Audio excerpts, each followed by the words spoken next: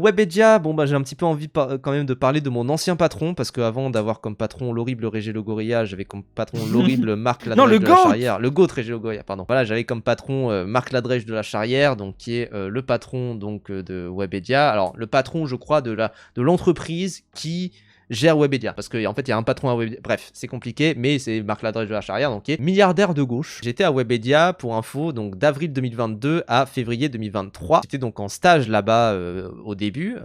Pour info, je peux dire même dans quoi j'étais en stage. Quand vous allez sur internet et que vous tapez un truc en mode film complet en français, comme je peux faire tous les jours, généralement vous allez avoir des chaînes qui vont tourner un petit peu entre elles. Il y a une chaîne qui s'appelle par exemple Box Office Nouveautés et films complets, et ça appartient du coup à une boîte qui s'appelle Box Office Network, et on peut regarder parce que tout ça est public hein, bien sûr. Box Office Network, c'est une boîte qui appartient donc à Webedia, qui est en fait une boîte qui s'occupe de beaucoup de choses. Ils ont notamment un magazine qui s'occupe du box office, tout ça, enfin ils ont même des brefs de news par moment pour parler du box office, et en fait ils ont aussi des chaînes YouTube sur lesquelles ils mettent des films complets. Ce n'est pas illégal hein, d'ailleurs, ils achètent à chaque fois les droits. Ils ont les droits pour pas grand chose parce que c'est franchement bon pas des chefs-d'œuvre, hein. Je pense que vous pouvez voir un petit peu le catalogue là, mais bon. Comment ça, Ultimatum avec Dylan Sprouse et Maïchen Gooding, c'est pas un chef-d'œuvre du cinéma d'action? Je suis désolé de te l'apprendre, hein, mais voilà, Oh. explosion. Des trucs d'ailleurs Les miniatures de youtubeurs. Moi, mon job là-bas, c'était vraiment de faire les splendides miniatures que vous voyez juste ici. Bon, il y en a pas de moi ici, hein, je pense que vous pouvez vous en douter. Et aussi, d'ailleurs, il y a un truc, alors c'est pas sur tous les films qu'on voit ici. Généralement, on devait trouver dans d'autres titres, parce que on achetait les droits, donc on pouvait aussi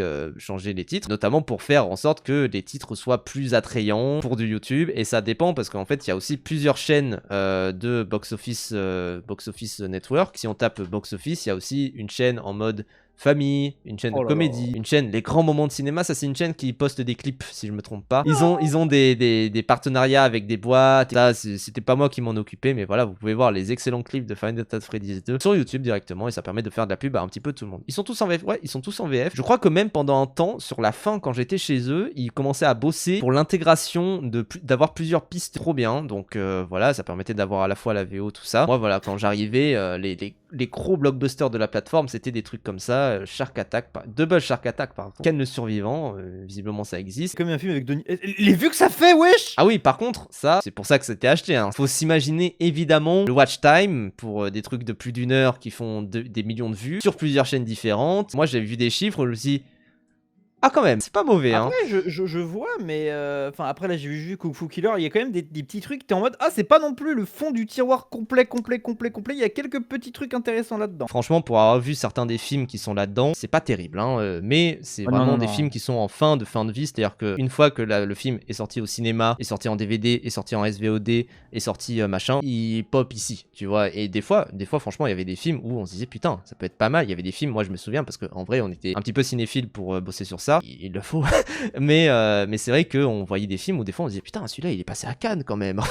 Des trucs comme ça. Mais généralement, bon, c'est un peu le fond du tiroir quand même. On va être honnête là-dessus. Non, c'est juste que j'ai vu Kung Fu Killer et je me suis dit Donnie Yen c'est pas n'importe qui, mais en fait ouais, je vois le reste. Oui, voilà. Et surtout, c'est des films qui sont assez interchangeables hein, et vraiment où on mettait des titres de merde, enfin vraiment. Et en fait, on passait du temps à commencer à réfléchir aux titres, etc. Et surtout, on part à droite de quoi? Pris pour cible.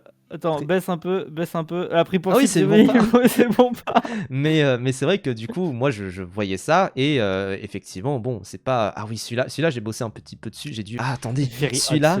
Very Hot Summer. Quoi, tu l'as en DVD? Mais qu'est-ce qu'il fait? Et c'est lui qui nous parle de cinéma sur Twitch, là? Pour des films du genre, parfois, on doit ripper le DVD parce qu'en fait, on achète les droits et ils nous envoient le DVD et on doit ripper le DVD. J'ai donc Summer Love avec moi. En plus, il le garde pas dans les locaux, je sais pas quoi. Bah, en fait, je sais pas, c'est le patron que j'avais qui me l'avait passé et qui m'avait dit, bah tiens, voilà Summer Love, amuse-toi.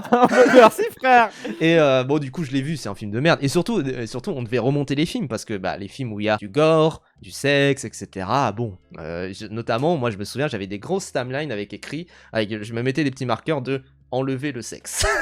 Et voilà, des trucs du genre, ou alors zoomer dans l'image, enfin des trucs comme ça. C'est pas terrible hein, comme truc, vous le voyez bien, mais par contre, bon, les films là, vous vous dites, ah mais ça doit être des films différents. Non, c'est les mêmes films, c'est juste qu'ils sont mis sur plusieurs chaînes différentes avec des titres différents. C'est là qu'on est malin, c'est-à-dire que même la DA du coup de la chaîne famille est différente, c'est-à-dire qu'il n'y a pas les titres qui sont mis dessus, comme vous le voyez. Plus il y a des films d'animation dans le lot, enfin voilà.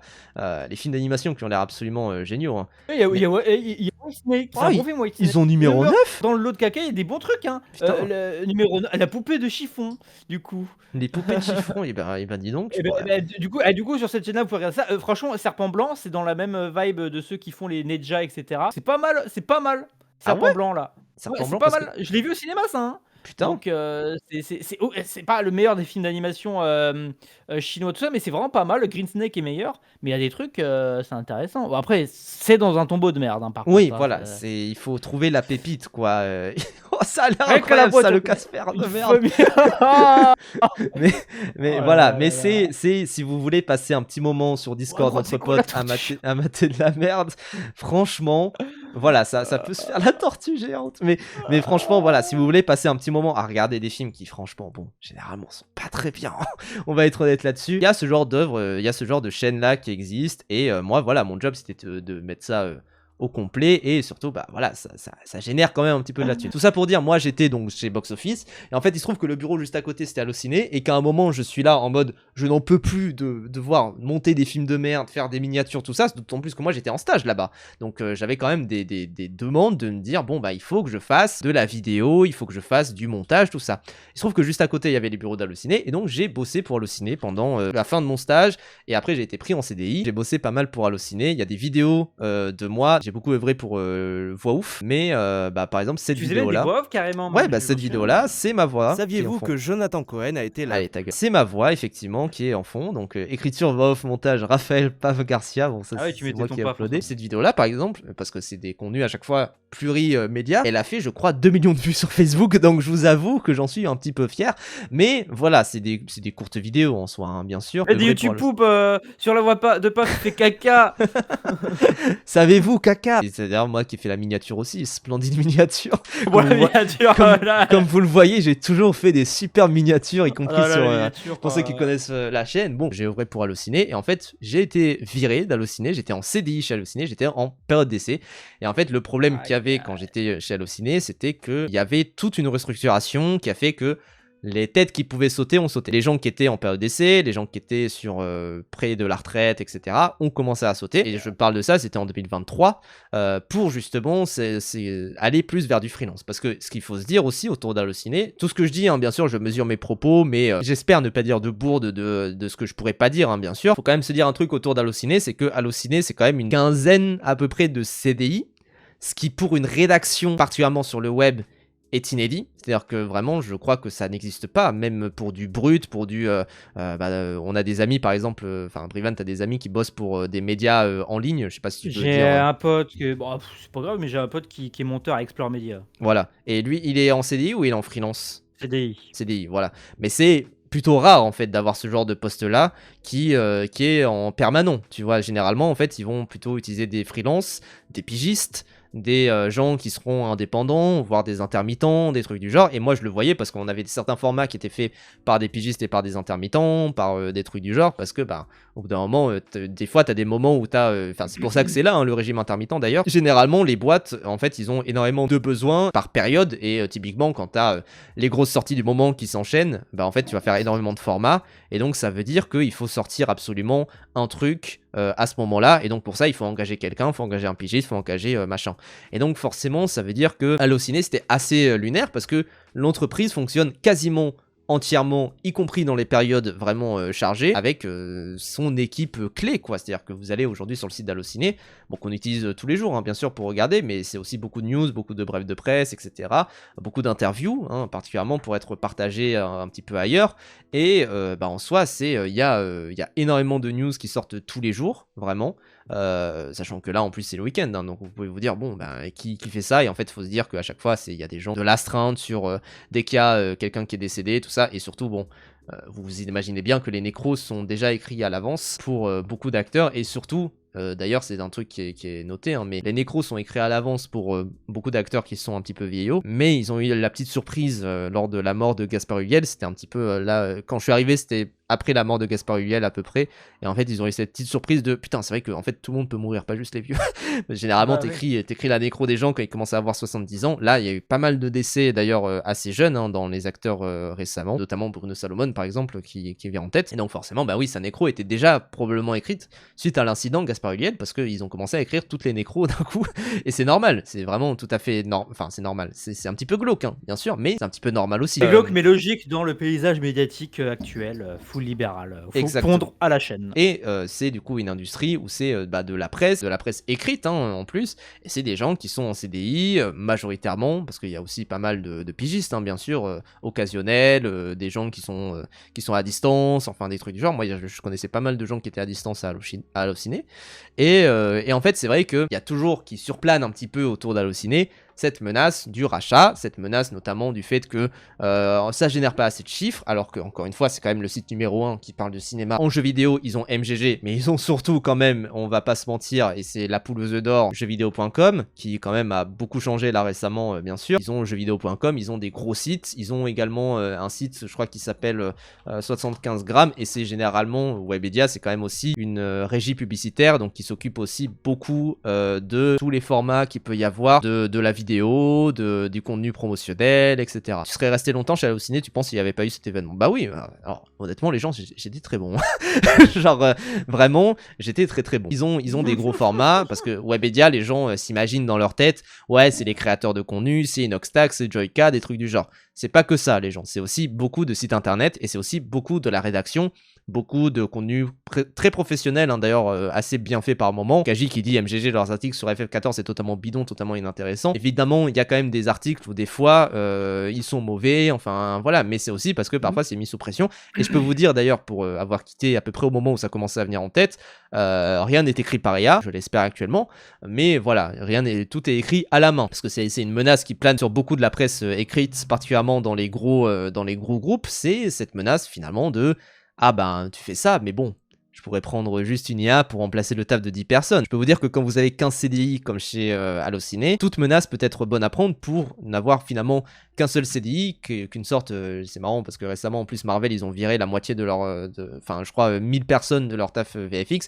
et ils ont gardé ce qu'on appelle un skeleton crew, qui est en fait juste ce qu'il faut pour faire fonctionner la boîte, et c'est tout. Non mais le socialisme ça détruit les économies, et puis ce qu'il faut c'est le capitalisme et le libre marché, c'est comme ça, c'est ça que ça marche. Mais tout ça pour dire que Webedia, là du coup on a un article de BFM Business qui a pas mal tourné dans ce que je vois autour de moi, et particulièrement chez les anciens de chez Allociné que j'ai pu, que je suis encore, etc. Bon, je les suis quasiment tous, mais voilà, je les vois beaucoup tourner autour de ce sujet-là. C'est de dire, bon bah Webedia, le propriétaire d'Allociné et jeuxvideo.com, propose à ses salariés des conditions de départ favorables pour quitter le groupe dans un contexte d'incertitude. Et ça, on va regarder parce que ça paraît un petit peu étrange. Info BFM Business, pardon. Le groupe de médias en ligne a présenté à ses salariés une GEPP d'ampleur dans un contexte de transformation stratégique et de tension sur le marché publicitaire. S'alléger dans un contexte instable, Webedia a annoncé ce jeudi 9 avril à ses équipes lors d'un stream interne la mise en place d'un dispositif de gestion des emplois et des parcours professionnels. Ce plan, sur la base du volontariat, pourrait concerner, selon nos informations, jusqu'à 30% de la masse salariale, donc c'est quand même pas rien. C'est-à-dire qu'en fait... Et combien de personnes, on sait? Webedia en tout doit y avoir à peu près 1000 personnes. 2000 salariés. Donc ça veut dire 600 personnes où ils ont commencé à dire bon, si vous voulez partir, vous pouvez. Ce qui n'est pas quelque chose que disent beaucoup de sociétés. Bah, j'espère que s'ils proposent en tout cas des qu'on appelle ça, putain, des compensations. Rupture conventionnelle. Rupture conventionnelle. Alors après ça existe de moins en moins, tu sais. Oui, mais oui. Oui, non, c'est normal. C'est la droite qu'il faut pour qu'on ait des bonnes conditions de travail. Oui, voilà. Bref. Bien sûr. 2020, je peux m'autoriser, paf, 2027? Ouais, bien sûr. On vote Mélenchon, s'il vous plaît, hein? Ah, je pensais que tu allais dire David Lisnard. Mais, mais c'est sûr que, voilà, oui, effectivement, en fait, il y a une libéralisation de plus en plus du travail, et surtout qu'on avait quand même un plutôt bon code du travail, et puis d'un coup, bon, bah, il y a Macron qui est passé par là, 10 ans de Macron qui a fait vraiment chier, et qui a fait que, effectivement, le code du travail est totalement, pour le coup, vraiment skeleton crew, et où il y a encore quelques droits par-ci par-là, mais moi notamment, le truc qui m'avait fait chier, et j'étais même pas encore dans le marché du travail quand c'était annoncé, j'étais encore étudiant, c'était le truc un abandon de poste compte comme une démission, parce que il faut se dire que il y a 3 choix du coup quand vous quittez une boîte. La démission, le licenciement, alors il y a la fin de période d'essai aussi, bon ça c'est ce que j'ai eu du coup, j'ai eu quelques petites compensations comme ça, mais voilà, ou sinon la rupture conventionnelle. Et en fait la démission c'est le truc que personne ne vise, parce que bah enfin, personne ne vise, sauf cas extrême hein, bien sûr, évidemment bah, c'est ce qu'il faut pas viser, parce que tu n'as aucune compensation. Et à côté, bah, le licenciement, c'est trop bien parce que bah, t'as des compensations de licenciement. Enfin, c'est trop bien le licenciement. Non. Quitte à perdre ton emploi, autant que tu sois indemnisé parce que ce n'est pas parce que voilà quoi. En fait, c'est comme toujours, toujours avec le volontariat. Et puis il y a eu un immense débat avec le 1er mai, Ah oui. le fait de vouloir faire Oh, sur. ouais. Ouais, mais les salariés veulent. Oui, mais quand t'es pris en. Alors, j'utilise un terme moins gauchiste, mais quand t'es pris en étau sur le marché du travail, que t'as besoin de ça, oui, il y aura du chantage à l'emploi, Bah du oui. chantage pour garder l'emploi. Donc c'est la même logique de départ volontaire. Il n'y a rien qui est volontaire dans le salariat dans un pays ultra libéral et capitaliste. C'est ça. Tu vois. Et j'avoue que le côté abandon de poste est maintenant, l'abandon de poste est maintenant un acte de démission. Bah en fait c'est horrible parce que la majorité des gens en vrai abandonner leur poste pour se faire licencier et avoir cette petite compensation quoi, ne serait-ce que ça. Et forcément du coup ça fait que oui, alors il y a quelqu'un qui dit démission c'est worth si t'as déjà un job assuré juste après, mais même ça tu vois il y avait aussi des négociations en mode rupture conventionnelle d'avoir Oui, un bon, minimum tu une petite frère, compensation tu peux, pour service bien accompli quand même hein, bien sûr. J'ai vu ça, il y avait Nicolas Framont qui avait retweeté ce truc là, et d'ailleurs voilà, suivez Nicolas Framont parce qu'il œuvre beaucoup par rapport à tout ce qui est par rapport au 1er mai là, parce que vraiment le 1er mai c'est quand même une Après, certaine j'ai l'impression que- dinguerie j'ai hein, l'impression- ce qui j'ai se passe l'impression autour que du tous les- 1er mai hein. en vrai, j'ai l'impression que tous les 1er mai, on se tape les boulangers, les fameux boulangers Oui. qui possèdent 10 000 trucs. Ils disent, mais mes salariés ils veulent bosser le 1er mai, hein. Mes salariés le veulent, voilà. Et t'as du coup ce témoignage-là de France Info qui dit, témoignage, personnellement je veux travailler le 1er mai, les salariés des boulangeries et des fleuristes plutôt favorables aux annonces du gouvernement. Oui, et en Donc fait, tu dis tu trop bien, regardes l'article, 4 salariés interrogés. et en fait, quand tu regardes, dans l'article, ouais, voilà, t'as Si ça. mon patron C'est me vraiment- paye le double, pourquoi pas? C'est toujours bienvenu. Bah oui, en fait la vérité c'est ça. Non, C'est-à-dire mais que... il reste- Et d'ailleurs c'est un truc où si vous êtes intermittent, bosser le 1er mai quand c'est un dimanche et avec des horaires de Je nuit, dis oui, hein. vous faites votre mois. Je dis oui. C'est vraiment, vous dites oui hein, dans ce genre de cas. Non mais voilà, il y a ce truc où moi, typiquement, en tant qu'intermittent, j'ai déjà dû bosser des dimanches, des jours fériés. Je refuse jamais. Hein. C'est vraiment, même si j'ai un peu besoin de me reposer, je me dis bon, c'est tant mieux. Hein. Parce que oui, c'est majoré. Moi, je suis dans une situation un peu différente. Moi, je dois être disponible partout, tout le temps. Et comme j'ai pas de boulot, là, je suis vraiment, tu vois, moi, je suis dans cette logique.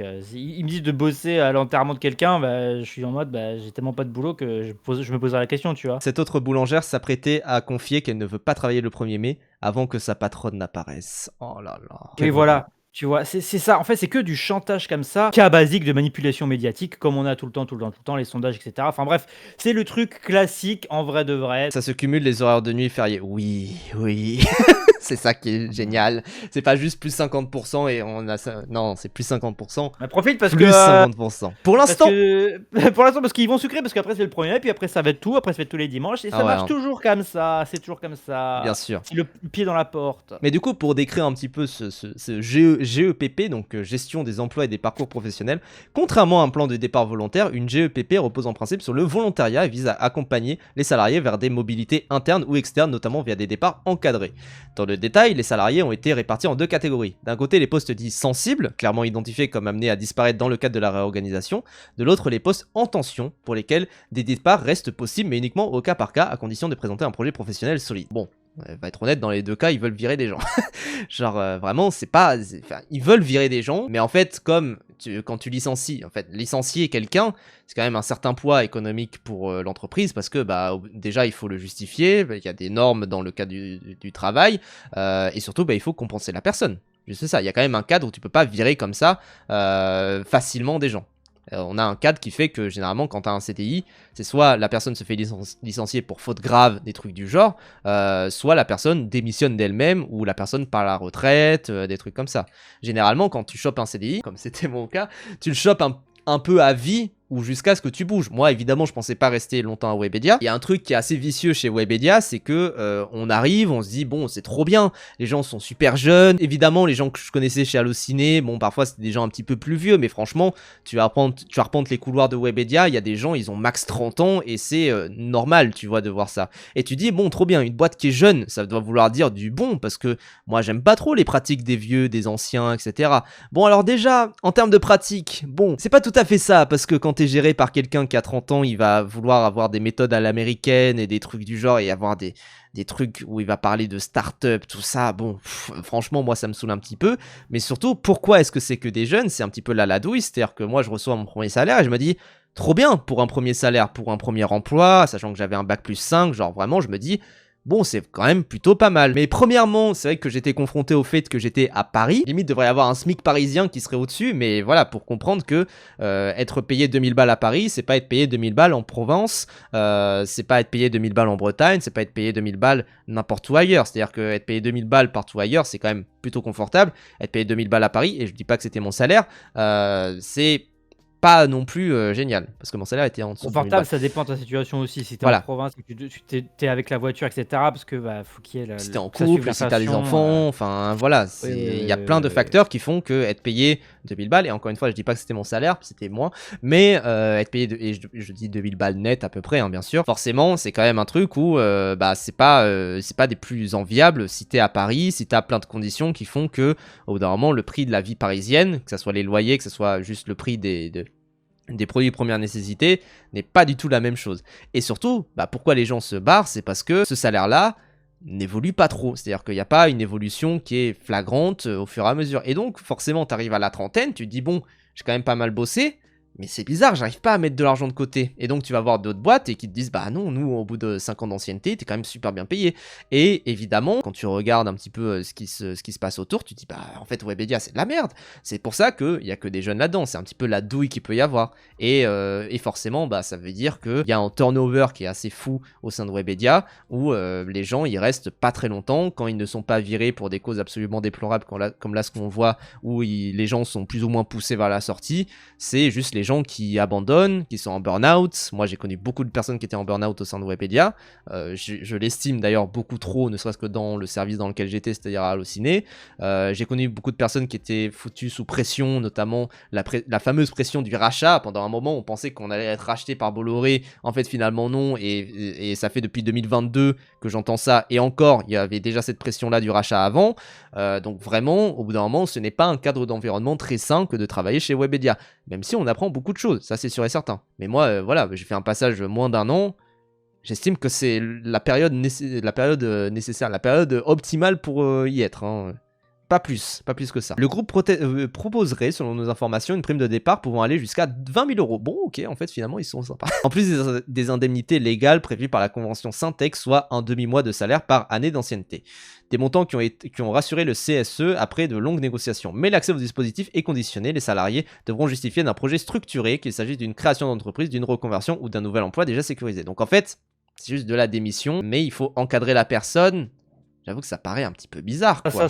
Ça, c'est un truc pour dire, regardez, on le fait, mais pour bloquer un peu plus l'accès à ça, pour limiter la casse, pour virer les gens. Le but, parce que ça serait trop senti, sinon. Le but, c'est de se faire de dépenser le moins possible. Et du coup, tu sais, c'est comme tous les ans, il nous faut le couvre plusieurs fois par année, le patronat, pour augmenter le nombre d'heures pour l'intermittence. C'est pour de plus en plus laisser les gens juste en dessous du seuil minime du nombre d'heures pour avoir accès à l'intermittence, pour avoir à moins payer les cotisations et ce genre de choses, quoi. Bah Donc, parce que la vérité, l'intermittence est aussi pas mal financée. Alors en fait, l'intermittence, les gens sont en mode ah c'est à perte tout ça.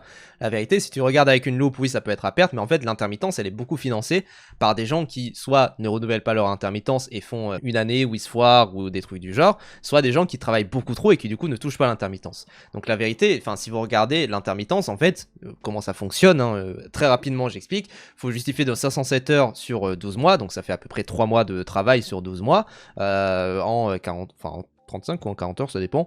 Moi, généralement, c'est des contrats de 40 heures par semaine, enfin de 8 heures par jour. Du coup, quand tu ne travailles pas, tu touches l'intermittence. Ça peut être, enfin voilà, moi là actuellement, c'est à 55 € par jour de non travaillés qui sont tous les jours, pas juste les jours ouvrables. En fait, ce qui est plutôt sympa quand même comme système, c'est que si tu travailles trop, en fait, tu ne touches pas l'intermittence. Et il se trouve qu'il y a beaucoup d'intermittents qui travaillent beaucoup, qui travaillent plus, qu'il y a une barre un petit peu symbolique de 720 heures à partir de laquelle toute heure travaillée en plus n'est pas non plus des plus bénéfiques. Du coup, quand tu travailles plus de 700, beaucoup trop et que tu touches pas l'intermittence, moi je me dis aussi, bon bah je finance à la fois ma propre intermittence, mais aussi l'intermittence des autres en fait, tout simplement. Souvent 45-55 heures par semaine en fiction. Oui, moi je suis assistant monteur pour préciser. Dans mon domaine et ma région, la paye pour une nouvelle embauche c'est très varié, ça va de 1800 € à 3300 pour du 35-39 heures, ouais. Moi j'étais en 39 heures pour info chez Webedia. Cette restructuration intervient alors que Webedia cherche à adapter un modèle fondé sur 3 piliers, la production audiovisuelle avec des studios comme Elephant, les médias avec un portefeuille d'une 60aine de sites, Allociné, jeuxvideo.com, Pure People, et les créateurs de contenu incarnés notamment par Inoxtag et Joyka. J'imagine que en vrai, leur stratégie là, c'est de dire bon ben les médias, ça fonctionne de moins en moins. Enfin, il y a un truc où moi j'ai l'impression que les médias internet fonctionnent de moins en moins, et notamment ouais, cette menace de l'IA, je pense qu'elle est très puissante, et c'est peut-être ça qu'ils veulent dire aussi par les postes sensibles et les postes en tension aussi quoi. Malgré ce positionnement, le groupe reste exposé à un environnement économique instable. Il revendique une audience de 230 millions de visiteurs uniques mensuels dans le monde, dont près de 31 millions en France, mais subit de plein fouet la dégradation du marché publicitaire et la dépendance aux grandes plateformes. Et ça, c'est un petit peu ce qui est déplorable, c'est-à-dire que oui, Allociné ne peut pas subvenir juste avec les revenus publicitaires, même si c'est le premier site, tout ça, il y a quand même ce besoin effectivement d'avoir des revenus qui viennent d'ailleurs, et notamment des partenariats, ce qui a notamment engendré beaucoup de polémiques autour d'Allociné, notamment, alors si je peux revenir rapidement dessus parce que en vrai on m'a expliqué quand j'étais là-bas, mais c'est vrai qu'il va falloir un petit peu en parler, l'affaire autour de Aladdin. Il y avait beaucoup de gens qui disaient que Aladdin avait acheté le film, et la vérité en fait elle est plus simple que ça. La vérité, une grosse partie du business d'Allociné, c'est de faire des interviews avec des gens, et si tu te brouilles avec des personnes, t'es finito quoi. C'est-à-dire tu peux être blacklisté. On a eu énormément de cas de blacklisting, notamment je me souviens c'était Gameblog qui avait été blacklisté par Activision. Donc ça veut dire que tous les tests qu'ils pouvaient avoir en avance, toutes les previews qu'ils pouvaient avoir en avance pour les Call of, c'était mort de chez mort. Bon, après parce qu'ils ont fait une connerie, ils ont relayé un leak d'un truc, enfin voilà. Quand tu bénéficies d'une audience où t'as besoin d'avoir des interviews, bah tu vas pas t'embrouiller avec les gens quoi. Ouais. Il y a aussi ça, et ça, j'imagine que ça fonctionne en parallèle avec la montée des influenceurs qui vont remplacer le journalisme dédié, autant au cinéma comme il y a eu des projets avec des influenceurs et ce genre de trucs. Je crois que c'était pour The Substance, je sais plus pour quel film c'était. Il y a eu des grosses affaires comme ça où pour des avant-premières, etc., il y avait des influenceurs qui étaient déjà payés par la boîte, enfin bref. Et avec les jeux vidéo aussi, du coup, où de plus en plus les influenceurs, il n'y a pas de clés données avant la sortie du jeu vidéo, ce genre de choses. Ouais, c'est ça. De plus en plus, là, ça se verrouille également, bien sûr, autour de tout ça, quoi. Ouais, Ce qui oblige les gens plus en plus, dans la presse écrite et ce genre de trucs, à faire de la merdification, ou alors d'augmenter leur tarif d'abonnement et de se reposer sur les abonnements ou sur la publicité encore plus c'est ça. invasive ou déplacement de produits. Donc, oui. Et forcément, ça va énormément aussi compromettre la vision qu'on peut avoir de Allociné, et de se dire, bon, effectivement, est-ce que du coup ils sont neutres? Alors, sachant que Allociné ne fait aucune critique de cinéma, hein. Vraiment, c'est ça aussi qui, pour moi, me paraît un petit peu osef dans toute cette affaire-là. C'est-à-dire que Allociné est un relais de critique. Ils font des news, ils font des brefs de presse, tout ça. Mais honnêtement, ce n'est pas un site de critique de cinéma, donc ils n'ont pas à s'embrouiller. Enfin, évidemment qu'ils ont d'autant plus d'intérêt à ne pas s'embrouiller avec des gens, et que ça ne va pas affecter leur ligne éditoriale, puisque justement, ce n'est pas un site de critique. Moi, je trouverais ça bien plus suspect, par exemple, si nous, on avait été... Enfin, si ça soit nous deux, que ce soit Régé, que ce soit n'importe quel influenceur, soit acheté par une marque pour dire du bien. Là, oui, je ne pourrais du coup plus croire ce qu'il me dit ensuite, quoi. Peut-être qu'il mettra pas en avant ça, tout ça, Oui, enfin voilà. Mais ce qui peut se passer, c'est d'avoir une collaboration avec des influenceurs, bah toi avec Trois Couleurs, mais je sais que bon, un youtubeur cinéma à ne pas citer qui à Cannes faisait des pastilles sur Sens Critique ou à Charamé, etc. Où à travers cette plateforme, ils prennent une ligne édito de quelqu'un pour parler rapidement des films, mais aussi en négatif comme en positif. Mais Et à la c'est très limite, mais dur. c'est pas un Enfin, rachat, tu vois. ouais, ouais, et c'est très dur, surtout quand tu travailles avec des médias. Moi, je me souviens notamment que j'avais pu travailler avec quelqu'un pour un projet, enfin voilà, je peux pas dire sur quoi exactement, mais qui me disait, bon, moi par contre, je viens d'un média, je ne peux pas parler en mal d'un film. Et ça, c'est toujours évidemment un petit peu problématique. Moi, je suis en mode, bon, c'est bon quoi. Mais typiquement, j'avais essayé d'inviter quelqu'un qui était journaliste pour un bingo des films et qui m'a dit, bah, trop bien, j'aimerais trop, mais je fais partie d'un média, je ne peux pas parler en mal des films. Parce que, bah, en fait, c'est pas du tout dans la ligne édito de notre média. Et moi, en vrai, je comprends bien sûr quand c'est des sujets édito, mais c'est vrai que du coup, ça fait qu'il y a certains sujets que tu peux pas forcément aborder, et tu peux pas, enfin, et ça fait aussi, même que ça va peut-être limiter ce que tu fais, principalement parce que tu vas te dire, bah, en fait, ce qui fait cliquer, c'est aussi beaucoup du contenu clickbait. Lol. Ce qui fait cliquer, c'est aussi beaucoup du contenu de type je trash tel film pendant 24 heures, etc. Forcément, bah, Allociné ne peut pas parler en mal de Kaizen d'Inoxtag. Déjà parce que bah, c'est leur poulain, mais aussi parce que c'est pas du tout dans leur ligne édito que de trasher Kaizen, et aussi parce qu'ils n'ont jamais trashé un film. Ce qui rend d'autant plus précieux les revues indépendantes comme Tsunami, mais Écran Large, parce que c'est ceux Ouais. qui sont un peu plus dans le game, parce que Tsunami sont dans leur délire. Mais eux, ils c'est sont très légitimés, bien. entre guillemets, ouais, écran Ouais, large. ouais, ouais, de ce côté. mais Écran Large, ouais, c'est qu'ils sont aussi, en fait, ils sont dans les deux mares en même temps. Enfin, c'est très, et c'est pour ça qu'ils se relaient beaucoup sur les placements de produits et sur le clickbait. Mais par contre, ils ont une intégrité, ils sont indépendants, quoi. Mm. Donc c'est ça qui est d'autant plus précieux, et notamment aussi les magazines comme SoFilm et ce genre de choses, avec les pigistes qu'ils appellent ou les gens dans la rédac. SoFilm qui a été sauvé d'ailleurs, hein, donc ça c'est quand même positif. Et Mais jusqu'à quand quoi. jusqu'à J qui dit à de leur demander les qualités qu'ils ont trouvées dans Aladdin, mais de base, ils ne donnent jamais leur avis sur des films.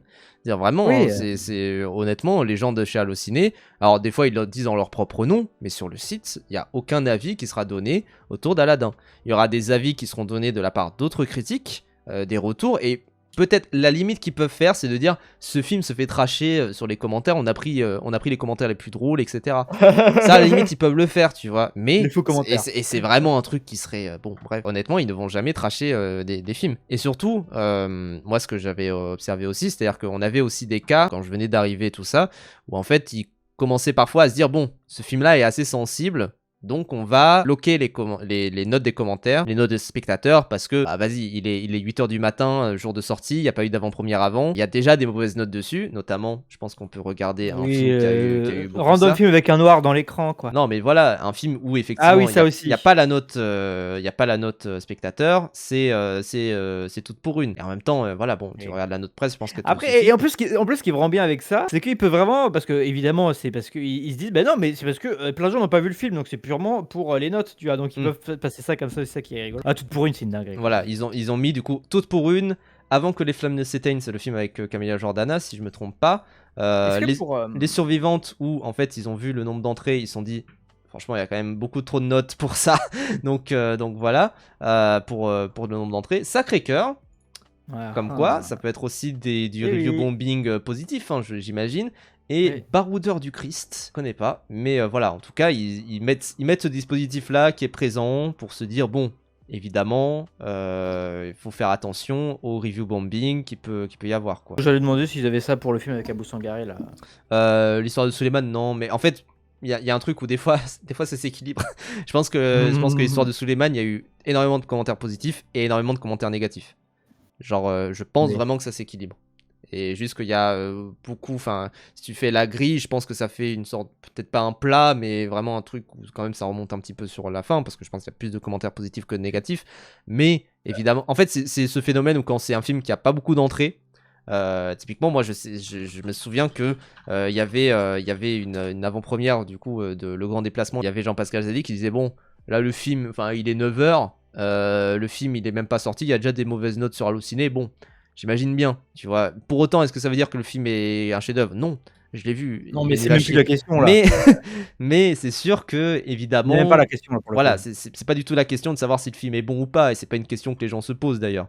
Mais tu commences à te dire, bon, il y a du review bombing, qu'est-ce qu'on en fait? Et c'est des dispositifs qui sont assez exceptionnels utilisés par le ciné, où c'est pas tous les jours qu'ils font ça, quoi. En tout cas, voilà, tout ça pour dire, il y a une forte dégradation du marché publicitaire et une dépendance aux grandes plateformes. Je veux dire, voilà, allez, on va aller sur Allociné. On va regarder combien il y a de pubs à la... Ah, j'ai un adblock. Mais je vais y aller vite fait sur mon Chrome où pour le coup j'ai pas de adblock. Il y a un encart publicitaire là au-dessus qu'on voit pas du coup, qui est une publicité pourquoi? Pour un truc de cuir. Mais sinon il y a des publicités qui sont tout le temps pour des Disney+, pour des films qui viennent de sortir.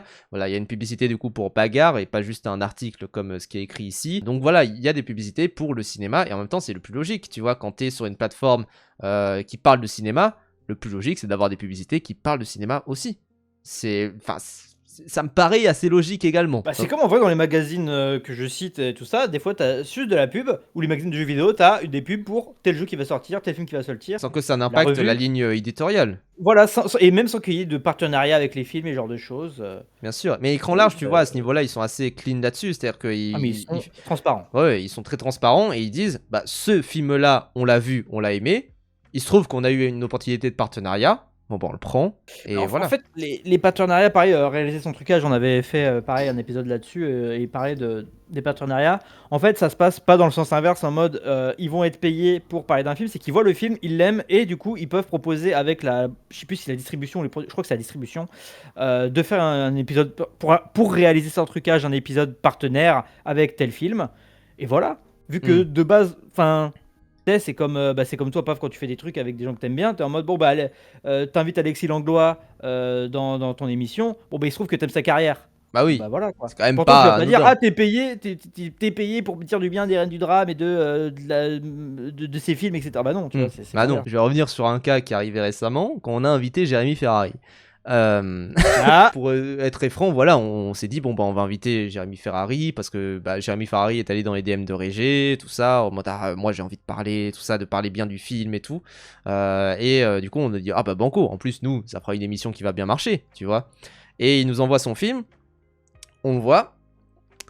Et bon, du coup, voilà, on pouvait pas l'angler sur ce qu'on a aimé du film, tu vois. On pouvait que l'angler sur comment est-ce qu'on passe de la comédie vers le cinéma de fiction. Et surtout, nous, en fait, on avait aussi un retour de se dire, bon, peut-être que c'est que nous qui avons pas aimé, tu vois. Et en fait, on en discutait avec d'autres gens qui ont vu le film avant et qui ont dit, ah, franchement, c'est pas mal et tout. Enfin, voilà, donc on se dit, ah.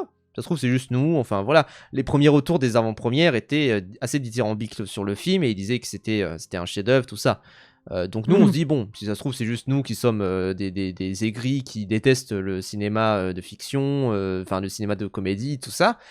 Mais voilà, mais du coup on se dit bon, du coup on ne peut pas l'ongler sur on a adoré ton film, tu vois. Et tout comme je veux dire, par exemple quand on a reçu Charles Villa, on a reçu un lien pour son film. Pour le coup celui-là on a plutôt bien apprécié. Et voilà, il n'y a pas de galère avec Charles Villa et si on avait détesté son film, au bout d'un moment, un film sur la Palestine que tu détestes, oui, évidemment, tu vas être plus exigeant, bien sûr.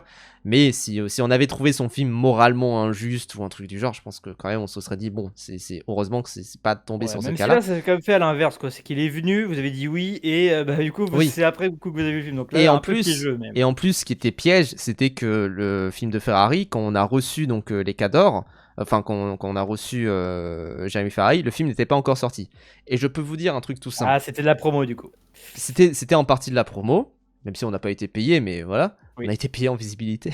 mais quand même, on peut se dire aussi un truc, c'est que c'est impossible de défoncer un film avant qu'il sorte. Genre en fait, ça soit nous, mais même j'ai envie de dire beaucoup de médias Oui, non, plus mais classiques, hein, même, c'est même impossible de d'un faire point ça. de vue éthique, je pense. D'un point de Ouais, vue éthique, genre, faut laisser sa chance au film. Après, maintenant qu'il est sorti, Maintenant qu'il c'est est bon, sorti, hein. je peux dire que c'est de la merde. Mais, C'est The Purge maintenant, voilà, tout le monde sort de. mais chez soi. même techniquement, hein, avant j'avais déjà mis ma note sur Letterboxd, tout ça, j'avais pas mis de commentaires.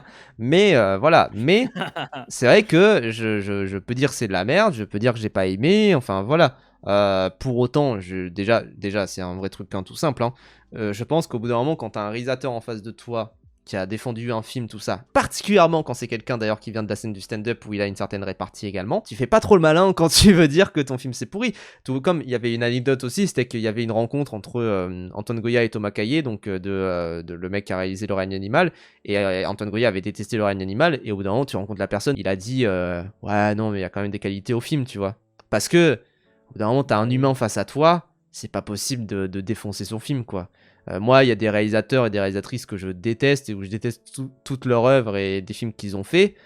Au bout d'un moment, je vois la personne, j'ai pas défoncé son film, quoi. Tu vois, il y a rien d'innovant là-dessus. Et par exemple, le cas de Yoroi où on a invité Orelsan, bah en fait, il s'est rajouté après qu'on ait fait nos critiques tous les deux avec Régé. Il a vu nos vidéos d'ailleurs sur le sujet. Et voilà, il est revenu sur certains des points où pour le coup on s'est pas retenu, tu vois, vu qu'on connaissait même pas, l'émission n'était même pas lancée à cette époque-là, on s'était vraiment pas retenu là-dessus, quoi. Donc là, c'est beaucoup plus éthique, je pense, il y a ce côté-là aussi. Ensuite, dans un entretien accordé à Stratégie en 2025, le PDG de Webedia, Christian Bonbrun, voilà, c'est lui le PDG de Webedia, mais pas le PDG de la boîte qui détient Webedia, reconnaissait que le contexte économique était imprévisible et le marché publicitaire très sensible au cycle économique. Donc ça, c'est pour dire que c'est de la merde. Face aux incertitudes, la direction assume une stratégie de transformation visant à renforcer la solidité du groupe. Nous menons une revue de notre portefeuille pour arrêter les activités non rentables et nous recentrer sur nos sites leaders. Aïe aïe aïe aïe aïe aïe aïe aïe, ça c'est pas très bon hein, comme déclaration. Hein. Ça veut dire Bah, ça ça va être va... encore plus merdifié. Ah ouais, hein. Ça veut dire ça va virer dans l'art, ça veut dire vraiment ça va être assez déplorable. Quoi. Ouais, c'est encore pire. Au-delà des réductions d'effectifs, cette transformation passe aussi par une évolution du fonctionnement interne avec davantage de mutualisation et de synergie entre les différentes activités. Après c'était déjà un truc que je voyais, que j'observais de plus en plus, hein. Mais en fait ils vont fusionner de plus en plus les monteurs, les pigistes, etc. Et de dire bah en fait si t'es pigiste pour Pure People, pourquoi tu peux pas être... Enfin si tu travailles pour Pure People, si t'es journaliste pour Pure People, pourquoi tu peux pas être journaliste aussi pour Halluciné? En mode bah en fait tu fais le même article et tu publies sur les deux sites quoi. Ce qui est bon. N'êtes pas dans le sentiment de monopole qu'il peut y avoir, ça c'est sûr. Depuis fin 2025, des départs auraient été enregistrés au sein du groupe. Cette GEPP marque ainsi une nouvelle étape dans la réorganisation de Webedia, engagée après l'échec de sa mise en vente et plusieurs fermetures d'activités. Oui, c'est-à-dire qu'en fait, ils ont essayé de se vendre. Alors, je peux vous faire un rapide résumé de comment Bolloré a été impliqué dans le rachat de Webedia. Bolloré est allé voir Webedia et a dit « Vous valez 500 milliards » et... non, 500 millions. Vous valez 500 millions. Webedia a dit « Non, on vaut 1 milliard ». Et Bolloré a dit « Ok, salut, au revoir ».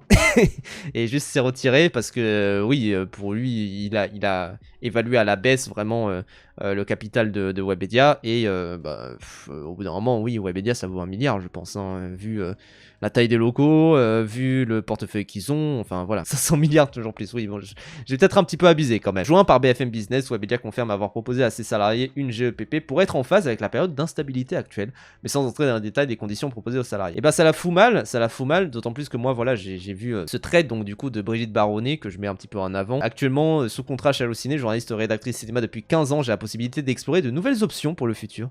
Je suis ouverte à de nouvelles opportunités professionnelles en tant que journaliste cinéma culture. Donc voilà, elle a mis un petit peu en avant son portfolio tout ça, mais visiblement il y a une vraie fuite de la part de beaucoup de personnes qui sont au sein de Webedia, qui ne fait pas très plaisir à voir honnêtement. Moi j'espère quand même que, particulièrement au sein des rédactions historiques, hein, honnêtement, moi j'ai vu le truc du coup de Webedia tout ça un petit peu être partagé par des gens proches de Webedia tout ça, et je me suis dit bon, oui effectivement ils vont peut-être virer des sites qui fonctionnent pas tout ça. Quand j'ai vu le trade de Brigitte, je me suis dit oula, c'est qu'ils vont vraiment taper dans l'arbre quoi, parce que Brigitte Baronnet, pour ceux qui connaîtraient pas, c'est-à-dire tout le monde ici je pense, c'est vraiment une journaliste historique de chez Allociné. On l'a reçu d'ailleurs pour l'émission Ragebait, et c'est une tête vraiment, elle est ultra cultivée, elle connaît tout sur tout, etc. Et c'est vraiment un talent, il ne faut pas le laisser passer, hein. Vraiment elle est ultra forte, elle a mené des superbes interviews que j'ai pu monter, etc. Franchement, moi je trouve que se dire qu'il y a une possibilité de virer Brigitte Baronnet, c'est quand même assez lunaire quoi. Ce que je vois de cette organisation de Webedia, je me dis putain, si ça va vraiment tirer même dans Allociné, on n'est pas sorti de l'auberge quoi.